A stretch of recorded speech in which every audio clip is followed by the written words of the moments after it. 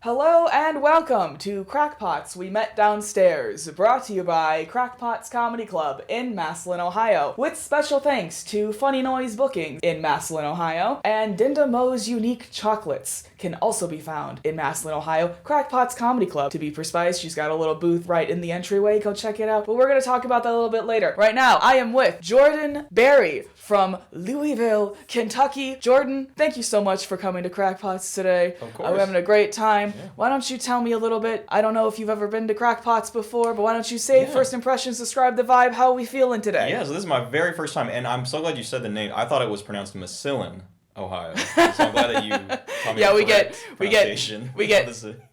Massillon, Massillon, Massillon is another one that we get. But my dad will, when we're driving, when he comes with me, he'll be like, "Oh, Massillon, we're going to Massillon." That's great.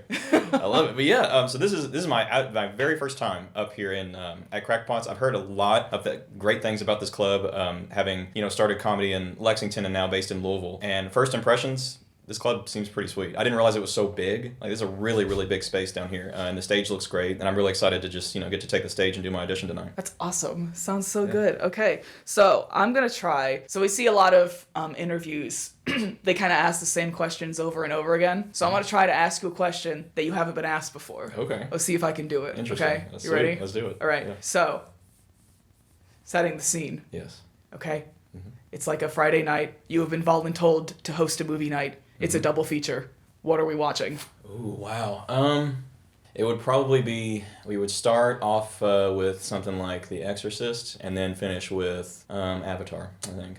Okay. The original, the first Avatar. James Cameron Avatar? Yeah. Is that specifically? Okay. Absolutely. I was making sure, is it the blue aliens or the airbender? I don't right. specify. Sorry, I should have clarified, yes. That's nice. Why pick those two movies and why in that order? Because I love horror film. That's my favorite. A huge horror film fan, and Exorcist would have to be the cream of the crop when it comes to that genre. And then I guess in terms of nostalgia, Avatar is just my favorite film. Like, when I was growing up, that was, I don't know, that's just like a really big part of my like adolescence. And so yeah, I'd pick those two. Okay. They don't really flow together at all, but well, I feel like you start with The Exorcist earlier in the night when it's like there's still like daylight outside, and then you end the night on Avatar that's a little bit more, Exactly. Much scarier, right? Yeah. That's funny. That's funny. I like that you mixed the genres too. You had a horror movie, then you had more of like a Avatar is like sci-fi adventure. Right. I like that. Absolutely. I like that. That's awesome. For sure. Yeah. Lots of variety. Exactly. You get it. What kind of snacks are you bringing? Are you making snacks or is this a potluck? Everybody just grab a bag of something. I was gonna say, if I make snacks, nobody would leave probably alive. I'm not good with making anything edible, so I would although I would probably get stuff. I love sour punch straws, specifically the strawberry ones, the red ones, and probably like Reese cups, obviously popcorn, just probably just stuff like that, just some bread and butter movie snacks, I'd say. Okay. Yeah, absolutely. Nice. Classic stuff. You got your popcorn and butter. Do you Right. have a specific like brand of popcorn that you like, or just whatever like the poppable popcorn, whatever you can get? I like the old man Orville Redenbacher. Okay. That'd be the one, I think. Nice. For me. Yeah. That's awesome. Absolutely. Are you adding extra? Are you buying the stuff with extra butter, or are you just are you adding more butter to it? Honestly, that's an amazing question. Wow, that's like because you can purchase it with the extra butter already.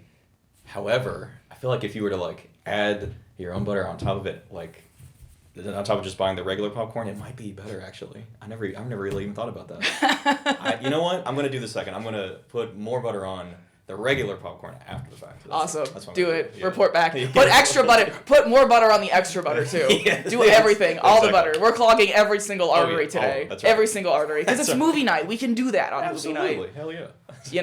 It's fine. sure. We'll be all right. I love it, and like you said, I've never been asked these questions before. Awesome! Yes! First time. I did it! Heck yeah. Heck to the yeah. There you I go. completed my goal. That's so, right. so why don't you tell me a little bit more about how you got into comedy? You mentioned you've never been to Krackpots before. Mm-hmm. Welcome. Have you been to other clubs? How did you get into this? Yeah. So we're really, stand-up comedy is something I've always really had in the back of my mind ever since I was a little boy, because the first comedy special I ever watched when I was younger, was probably like 10-ish years old, was Cat Williams' The Pimp Chronicles, where he's got like the green suit on, and he's just like on stage in this giant arena that's sold out, making a bunch of people laugh. And when I watched that as a kid, I was like, this looks like the most fun thing in the world. Like, I would love to just be a goofball on stage and give everybody a great time. But the only problem for me was that I never had the time to dedicate to stand-up for most of my life, because my main artistic interest prior to stand-up was dance. So I'm a lifelong dancer, and that pretty much took up all of my creative time and energy. And I would dance like recreationally and also then competitively in like, you know, regional and national competitions. And so all the time that I spent dancing kind of like it made it impossible for me to like dedicate time to like writing or doing mics or anything. But then fast forward until, you know, 2 years ago now, or just about 2 years ago, in March of 2024, I quit the job that I was working at the time. I had some money saved up, and I was like, okay, well, now I've got some money saved up, I've got all this free time, and I'm going to put dance on the back burner, and I'm going to actually like go for what I've always wanted to do, which was stand up. So then March of 2024, March 11th, 2024, I did my first open mic in Lexington. It was absolutely atrocious, but I was like, man, if I dedicate as much time to this as I did with dance, like I could see myself really doing something with this. And so far, I mean, that's turned out to be true, mainly because of just like the dedication that I've had to it, because I really do love it. And so yeah, like I'm currently now I've been to many clubs all throughout the state and also the region, like Cincinnati, Dayton, Columbus, Toledo, and places in Indiana, like Missouri, Michigan, Tennessee, and pretty soon here next month I'll be flying out to LA for the first time for a show out there. And then in January I'll be going to Texas for a big comedy festival out there that I got accepted into. So yeah, right now I'm kind of just traveling pretty much every week for stand-up at this point, and I'm very happy about that. So. That's awesome. Yeah. That's so cool. You have a dancing background. I took dance classes as a kid. Did you really? What kind of dance was it? I was ballet, jazz, tap, nice. hip hop. Beautiful. I did lyrical for I think a couple of years. Me too. Nice. And then there was one summer at dance camp. We had a teacher who did African dance. Oh, so awesome. I learned that. I learned a little bit of that. I wasn't able to take any more classes in that, but that was super fun. I liked that one a lot. Absolutely. Very cool. But yeah, I wasn't like a competition dancer. Gotcha, I was just gotcha. you know, I did the recitals. Right. It was a lot of fun. It was a fun time. I enjoyed it a lot. Yeah, it's a beautiful art form. Yeah. I love it. So what's your favorite genre of dance that you've done? What's your favorite? It would probably have to be a specific type of hip hop, which I would say be like popping, locking, like funk, disco, anything in that realm. And I did some breakdancing too for a little bit, but that can be really tough on like the body and the joints and such. So yeah. So yeah, I'm just a big fan of like any type of hip hop dance, but especially like popping, locking, and like funk and disco. That's like if you were to like play a disco song like right now, I probably would not be able to like contain myself. I love dancing to like that kind of like James Brown or like anything like Earth, Wind and Fire, like any of that stuff. That's just like my absolute favorite music to dance to. Yeah. So. That's awesome. Yeah. I love that. So what's your favorite music to listen to? Is it the same? To listen to. It would be slightly different. To listen to would have to be, well actually this is kind of complex. It kind of depends on what I'm doing, but overall just like if I'm just like in my car just like chilling, driving to a club in Massillon, Ohio, it would probably be like R&B or specifically like maybe like 70s, 80s, early 90s R&B. I love the old stuff. Also, I know this is going to sound a little weird, but like yacht rock. I'm a big yacht rock fan. Oh, okay. Like Christopher Cross and like, you know, Michael McDonald, the Doobie Brothers, all them. But then if I'm like working out or if I'm like lifting weights or something, it would have to be like metal. Probably something like that. Something to like really, I don't know. I feel most motivated when I have somebody like screaming in my ear. You know, that's what gets me going. That's funny. And then another type of music that I like to listen to is indie folk, and that's because when I was learning how to play guitar, there was a lot of finger picking involved with that, and so I listened to a whole lot of indie folk music to kind of like train my ear to like pick that stuff out. That's awesome. Yeah. That's so cool. So you said you learned guitar. Do you play any other instruments or? Yeah. So so at one point in my life I could play the guitar, the piano, and the drums. And now I do none of those things. So I just it's for various reasons, but like for the guitar, like I fell on hard times financially, had to sell all my guitars, and then the same thing with the keyboard as well. And then with the drums, I could never find one that I could bring home and practice while on, because like there's some electric ones, but they just sound really crappy and you don't really get the same like feel for like an actual drum kit. So I couldn't practice at home when I wasn't like in the studio rehearsing and stuff. So for those reasons, I mainly just like I haven't picked up a guitar in a couple of years, and especially now that I'm like doing stand up so like religiously, I haven't really dedicated any time to like the musical arts lately. So yeah, I would like to get back into it at least at some point. Probably like keyboard and guitar, probably. Yeah. Absolutely. Yeah, it can be hard to find time to practicing. Yeah. Oh yeah. Excuse me. I'm gonna take a little sip. Oh, you're good. Yeah, no worries. We filmed an interview before this, so I'm just that's like... That's right. That's good. Talking. I'm sorry you had to sell your instruments. That makes me very, very sad. Yeah, I also play instruments. I was just about to ask, I took piano lessons as like a kid, and I played for a little bit. Gotcha. I also learned guitar. I took a couple of years of guitar lessons. I played saxophone in the marching band. Saxophone, and then I was viola in the orchestra.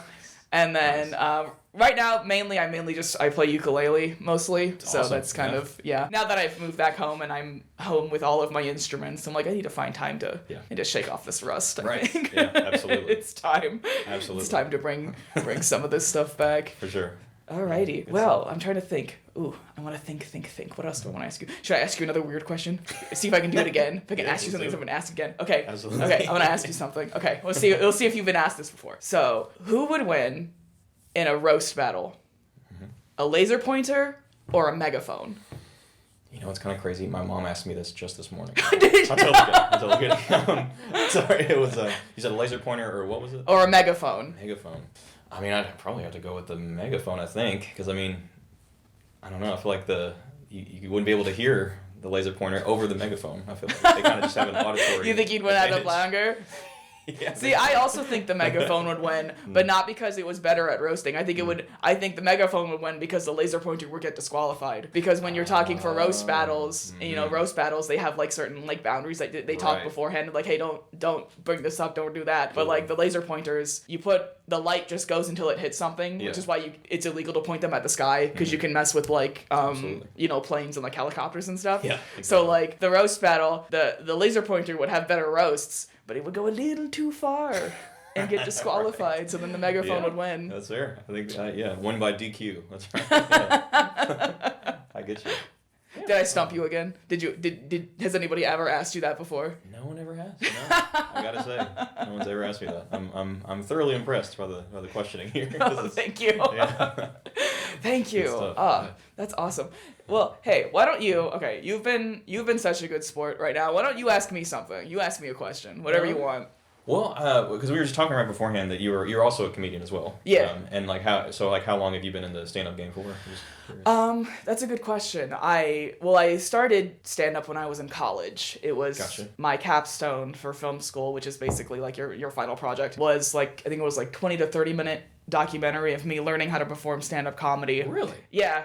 So I interviewed. There were a couple of guys that I was in school with, they were already doing stand-up. Yeah. So I interviewed them. Mm-hmm. Right. Had an interview with them, talked about my feelings, went to a club. It wasn't, Krackpots didn't exist at this time. Gotcha. But I went to a different club, scoped it out, talked about, my stuff. And then performed live for the first time and put it on camera, and then that was my capstone. Sweet. It was a lot of fun.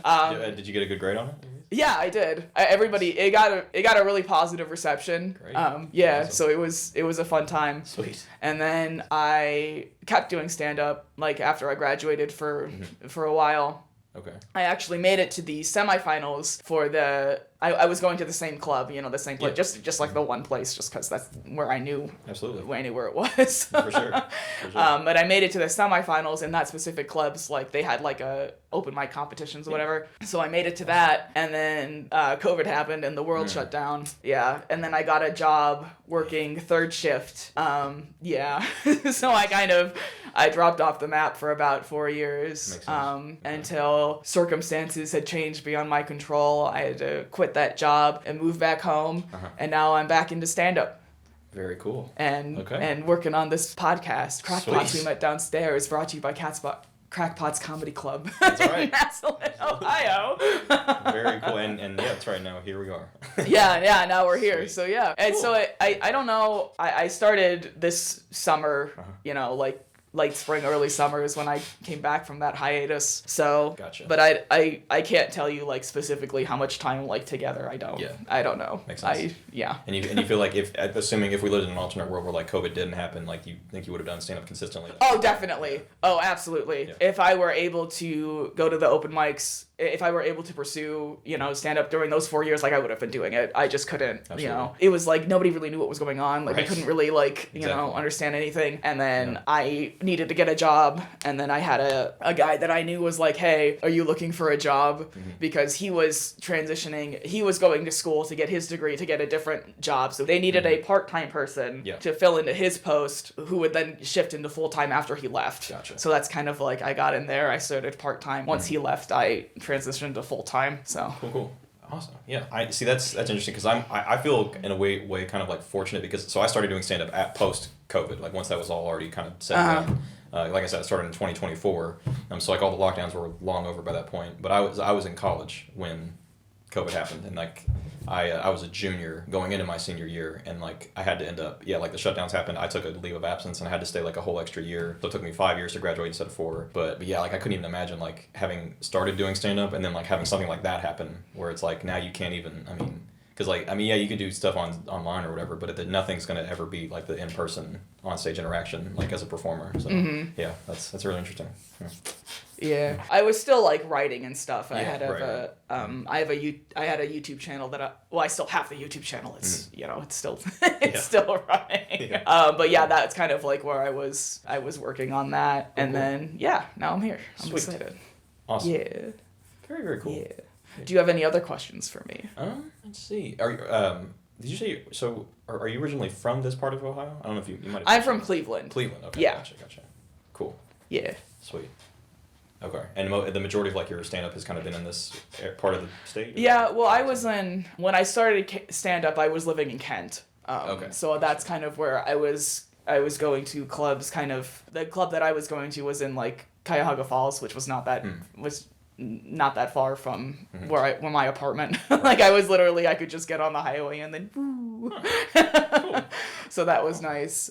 Sweet. Yeah. So it's been really nice now that I've come back from, post hiatus. I've been going to a bunch of other different places to go. Yeah, So absolutely. it's been really fun seeing more places like in the community and getting more involved in like this stand-up scene here. Yeah, I'm having a lot of fun. It's a great time. Oh, for sure. Yeah. Yeah, no, totally. And because it seems like it's a very, very vibrant scene in this part of Ohio. Yeah. It just like first impressions, like I said, it's my first time here, but I kind of get the sense of that. And like I said, I've heard nothing but good things about the club, Krackpots, and also just like this whole part of the state, like from Cleveland to here and just everything. So yeah, I'm excited to finally kind of get my toes wet in it tonight. Yeah. I think you're gonna have a good time. Yeah, it's I'm gonna really be excited. it's gonna be great. I think everybody you're gonna have fun. It's gonna be a good time. Oh yeah, no, I'm pumped. All right. Yeah. Is there anything else? What else do we want to say? Do you have anything that you want to say? Any plugs or anything? I guess if you want to follow me, I'm on Instagram. It's at JDOG Comedy, at JDog Comedy. JDog is my bowling name, so that's where that comes from. And and I'm also you can find me on Facebook too. You just search my name, Jordan Berry. It'll pop up. And at TikTok as well. It'll be at J_Dog Comedy. It's the same thing as Instagram. There's just an underscore between the J and the D. And you can find like clips of me performing, upcoming show dates, and headshots, stage shots, all that good stuff. So yeah. Did you say you would bowl? Bowling? Yes. Yeah. My grandma used to bowl. You have to tell me about the bowling before we leave. Okay. You're not allowed to leave until you tell me about bowling. It wasn't really. I mean, we basically when I was in college, and shortly after I graduated college, me and some of my friends, we kind of started like our little like makeshift bowling league. I guess, Let's go! Heck yeah! We were honestly, I say makeshift. We were kind of like dead serious about it. Like we were playing, like we had this whole plan to like get like jerseys for each of our like teams or whatever, and we had them all like we had the designs like every Yeah. We just didn't we never went through with like printing them out or like purchasing them or whatever. But yeah, I just played with my friends at that league in Berea, Kentucky is where it was. It Okay. was 30 miles south of Lexington. Yeah, that was pretty much it. And for some reason, I don't know how this happened, but I got the nickname J-Dog. Like whenever they put your name on the screen for the the bowling lanes, like my name is always J-Dog. So yeah, I have no idea where that came from or how that stuck, but yeah. That's funny. Those are the best nicknames, Oh, though. yeah, It's like when absolutely. you're like, I don't know how this happened, but we're here now. And yes, and the crazy thing is, so I love that that's my Instagram handle, but I also kind of hate it because like sometimes people think some like bookers or promoters have thought that was like my stage name. It's like I've been brought up to stage before.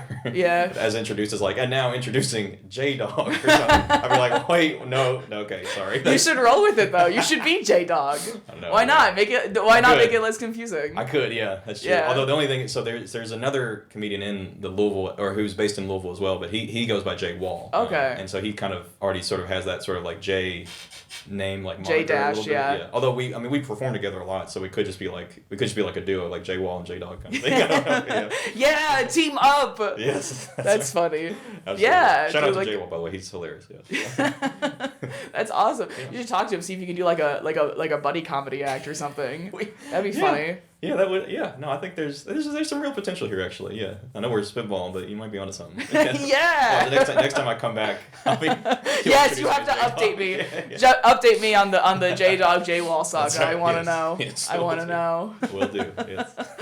All right. Well, I think that just about wraps it up for this episode of Krackpots We Met Downstairs. Thank you so much, Jordan Berry, for coming. I'm going to shake your hand. Absolutely. You can't see it because it's audio, but it's That's right. happening. You can feel it. You can feel it through the microphone. Honestly, you probably could. I banged my foot against the table a couple of times, so you probably heard that. Sweet. Oops. Anyway. But yeah, no, it was awesome being here. Thank you for having me. Oh, you are welcome, man. So if anybody listening here would like to come check out a live show at Krackpots Comedy Club, you can check out our schedule online. Go to crackpotscomedyclub.com. Try that again. crackpotscomedyclub.com.